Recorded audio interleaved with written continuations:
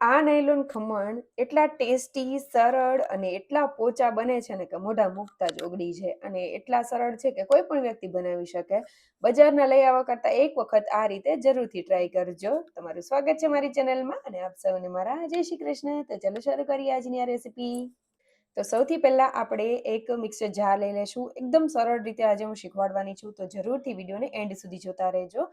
હવે આપણે ચણાનો લોટ લેશું, તો એ બધી વસ્તુ મેઝરમેન્ટ કરીને લેશું, જેથી કરીને પરફેક્ટ એવા આપણા નાયલોન ખમણ તૈયાર થાય. તો અહીંયા મેં 200 ગ્રામ જેટલો ચણાનો લોટ લીધેલો છે. અત્યારે મેં માપીને લીધેલો છે, પણ ઇનકેસ તમારી પાસે આ રીતે માપવાનું કંઈ સાધન ન હોય કે આ રીતે તમારી પાસે માપેલો ન હોય ચણાનો લોટ, તો કઈ રીતે કરવું? તો તમારી પાસે આ રીતનું જો મેઝરિંગ કપ હોય ને, તો એ રીતે લઈ લેવાનો અને આ રીતે એકદમ પ્રેસ કર્યા વગરનો જ મેં ચણાનો લોટ એમાં ભર્યો છે.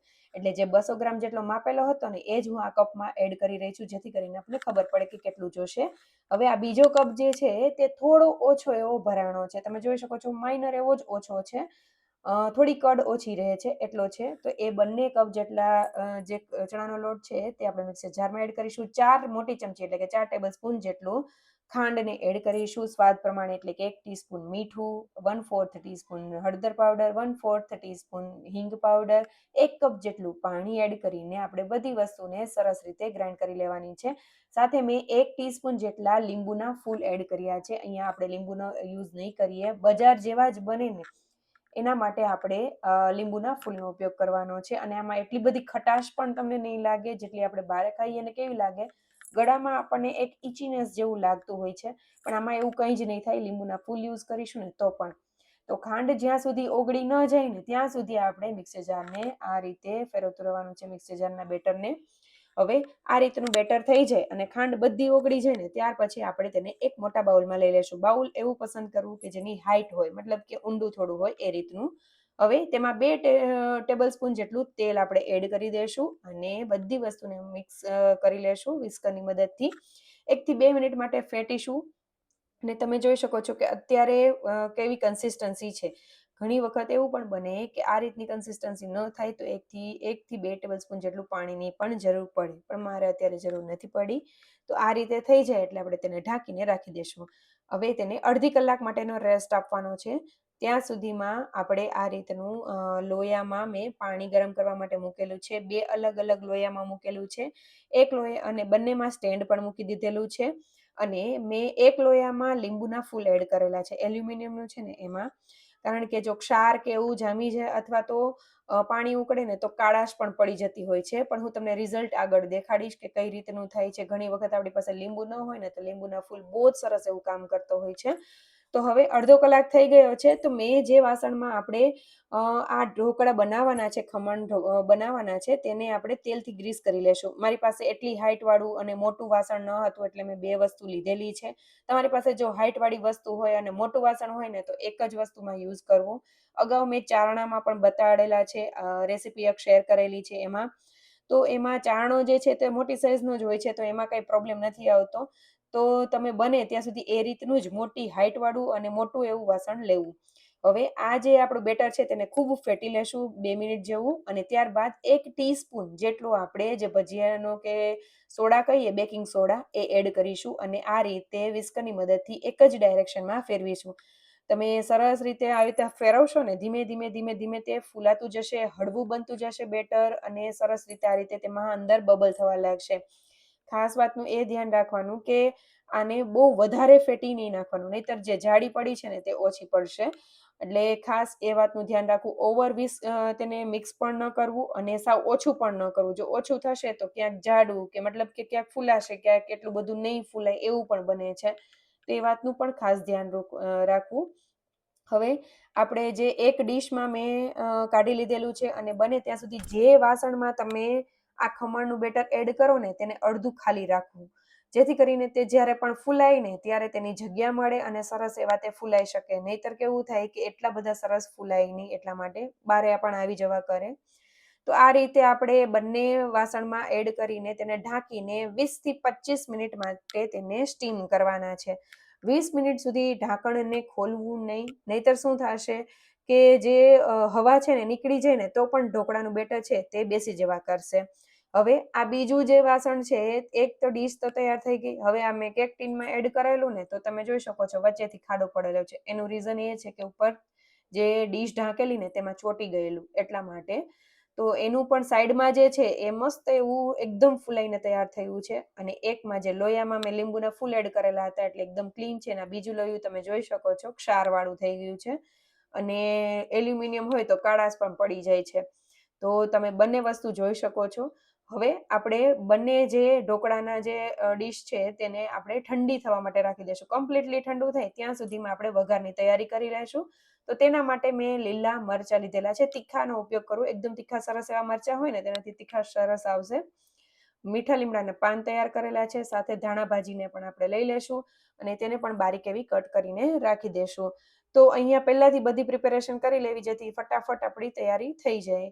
અને ઢોકળા પણ ત્યાં સુધીમાં સરસ એવા ઠંડા થઈ જશે. આપણે જ્યાં સુધી આ બધી પ્રિપેરેશન કરીશું ત્યાં સુધી કમ્પ્લીટલી ઠંડા થઈ જાય એટલે તેની સાઈડમાંથી તે છૂટું જ પડી જશે ઢોકળા.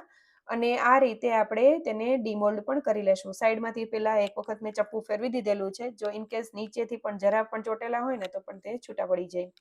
હવે તમે મોટા કે નાના જે પીસીસમાં કરવા હોય એ રીતે કરી લેવા. આ રીતે મેં કટ કરી લીધેલા છે. હવે એક ડીશમાં આપણે તેને ડીમોલ્ડ કરી દેશું. આસાનીથી તે ડીમોલ્ડ થઈ જાય છે, તમે જોઈ શકો છો.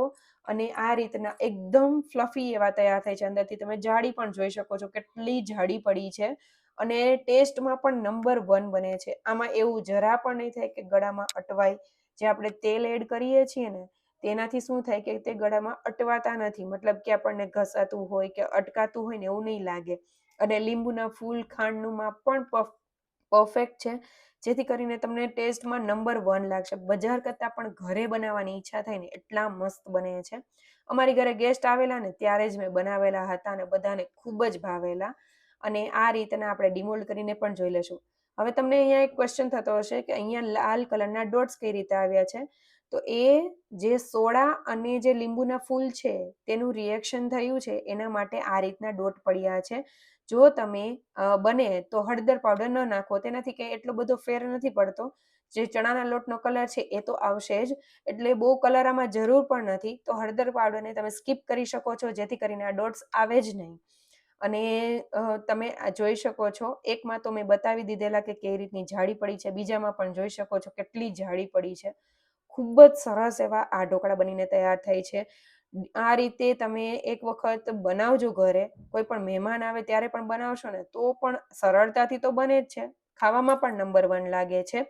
અને આ તો મારી ડીશની સાઈઝ નાની છે એટલા માટે તેની સાઈઝ એકદમ તમને દેખાતી નથી. મતલબ કે મોટી સાઈઝના હોય ને તો એકદમ સરસ એવા તમને કન્ટિન્યુઅસલી જાડીવાળા દેખાય. નાની સાઈઝ છે એટલે તમને એ રીતે દેખાય છે. પણ જાડી એકદમ સરસ એવી પડે છે. જો તમારી હાઈટવાળું અને થોડું મોટું વાસણ હોય ને તો એમાં જ બનાવજો.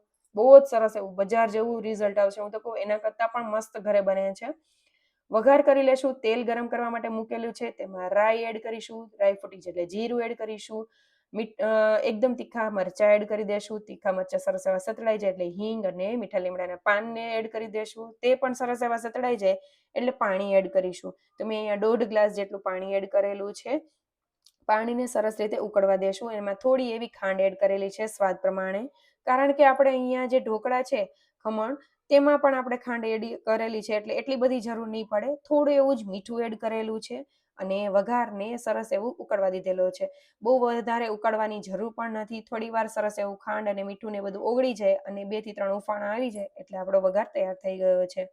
હવે તેને ઢોકળાની ઉપર આપણે આ રીતે એટલે કે ખમણ ઢોકળાની ઉપર આપણે આ રીતે એડ કરી દેશું અને ઉપરથી બારીક કાપેલા લીલા ધાણા ભાજીને આ રીતે છાંટી દેશું. તો તૈયાર થઈ ગયા છે આપણા નાયલોન ખમણ. અને તેને સરસ રીતે મેં ટોસ કરી લીધેલા છે ઉછાળીને. બધી બાજુ તે સરસ એવું કોટ થઈ જાય ને એ રીતે કરેલા છે. તો આપણે હવે તેને સર્વ પણ કરી લેશું. મેં તેને આમલીની ચટણી અને ગ્રીન ચટણી જે કઈ રાજકોટની ફેમસ ગ્રીન ચટણી હોય છે ને તેની સાથે સર્વ કરેલા હતા. તમે કઢી સાથે પણ સર્વ કરી શકો છો. તેની સાથે પણ ખૂબ જ સ્વાદિષ્ટ લાગે છે. તો જરૂરથી આ રેસીપી ટ્રાય કરજો અને તમે જોઈ શકો છો કે કેવા બન્યા છે. એકદમ ટેસ્ટી એવા બને છે. જ્યારે પણ તમને ખાવાની ઈચ્છા થાય ને એટલા સરળ છે ને કે કોઈ પણ વ્યક્તિ બનાવી શકશે.